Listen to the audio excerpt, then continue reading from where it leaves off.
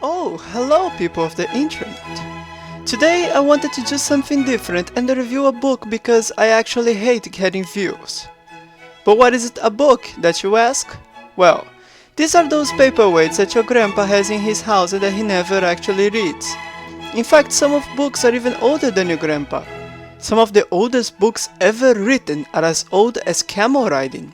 Which means that if you still read a book by 2017, you might as well be a Bedouin carpet merchant. But you heard books are important to form opinions? I say that's just nonsense. I get my political opinions from YouTube atheists just like everyone else.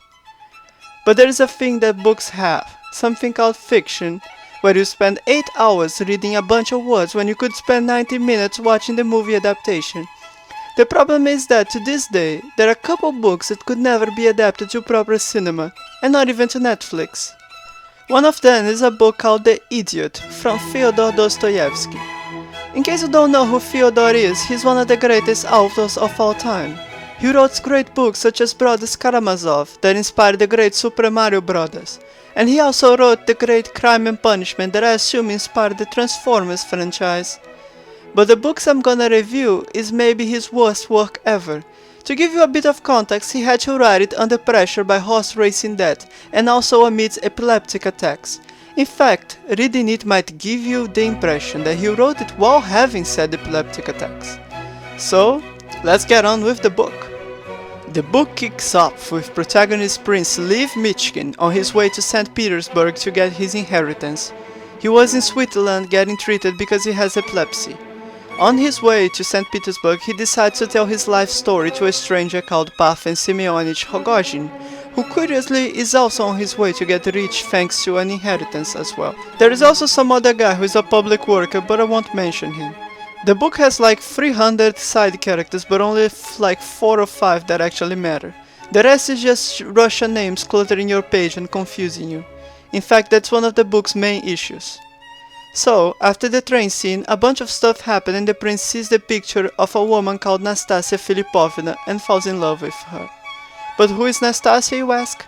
Well, her father's farm was burned in an accident in Siberia, and because of that she had to live as a concubine to a rich Russian guy who now wants to get rid of her because her crazy hot diagram got in the danger area. The prince then meets a general, his wife and his nice daughter Aglaya, who actually shows interest for the prince, but the prince is already infatuated with Nastasia. A bunch of pages which consists of characters talking and describing stories that you wish were the book you're reading, like the man about to go in the guillotine, and also a bit about the prince's backstory, which has some mysteries but they never really go anywhere. The prince finally ends up in a party inside Nastasia's house. Nastasia's to-be husband turns out to be a greedy guy who knows she's a nasty person and he's only gonna marry her for her dowry. Nastasia knows this and asks the prince if she should marry him. The prince is surprised by the question. Of course he says no because he's in love with Nastasia. Nastasia surprisingly follows his order and throws a bunch of money inside a fireplace in order to humiliate her to-be husband. But her to-be husband does not partake in it and leaves the party very angry. Then Nastasia leaves St. Petersburg with Parfen Semyonich Rogozhin and his liberal friends to go party in Moscow, while the prince is left behind stunned after proposing to her. She seems nice. Part 2.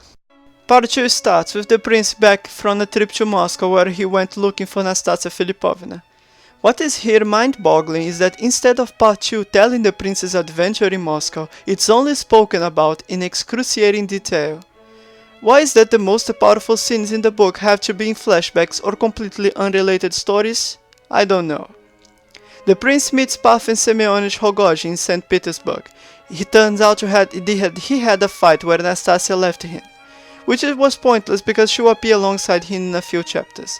The prince talks to Parfen about what happened in Moscow and then goes back to take a stroll around the city. He is followed by Parfen though, and is almost stabbed because Parfen thinks the prince is one reason for Nastasia leaving Rogozhin. But then the prince has an epileptic attack. Then he's taken to another city where the entire cast of the novel is going on vacations. And when I say the entire cast, I mean it.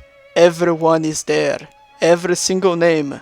There's a point where the prince is recovering from his epileptic attack and he considers going back to Switzerland because Russia is just too degenerate for him. I actually was on the edge of my seat rooting for him to do that, but nope, he doesn't. The rest of part 2 in the book is just filler. The prince has a couple altercations with Rogojin's friends who claim one of them has right for the prince's inheritance, but that does not lead anywhere.